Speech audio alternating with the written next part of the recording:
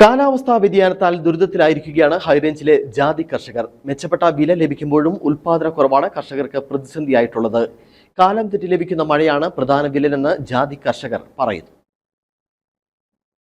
ഹൈറേഞ്ചിലെ വലിയൊരു വിഭാഗം ആളുകളുടെ പ്രധാന വരുമാന മാർഗമാണ് ജാതി കൃഷി. എന്നാൽ കാലാവസ്ഥാ വ്യതിയാനം ജാതി കർഷകർക്ക് വെല്ലുവിളിയാവുകയാണ്. ജാതിപത്രിക്ക് 2000-ന് മുകളിൽ വിപണിയിൽ വില ലഭിക്കുന്നുണ്ട്. എന്നാൽ മെച്ചപ്പെട്ട വില ലഭിക്കുമ്പോഴും കർഷകർക്ക് വിപണിയിലെത്തിക്കാൻ വേണ്ടവിധം ഉൽപ്പന്നമില്ലാത്ത അവസ്ഥ പ്രതിസന്ധിയാവുകയാണ്.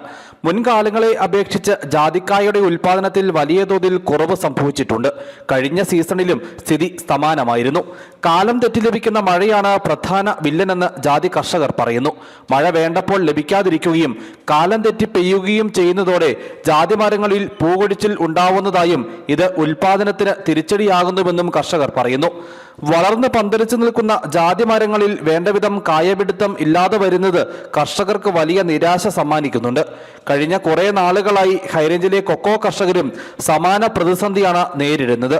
ഉൽപാദനമില്ലാതായതോടെ കൊക്കോ കർഷകർ മറ്റ് കൃഷികളിലേക്ക് തിരിഞ്ഞിട്ടുള്ള സ്ഥിതിയുമുണ്ട്. ഉൽപാദന കുറവ് തുടർന്നാൽ ജാതി കർഷകരും കൊക്കോ കർഷകരുടെ വഴിയെ മറ്റ് കൃഷികളിലേക്ക് വഴിമാറും. News bureau, Adimali.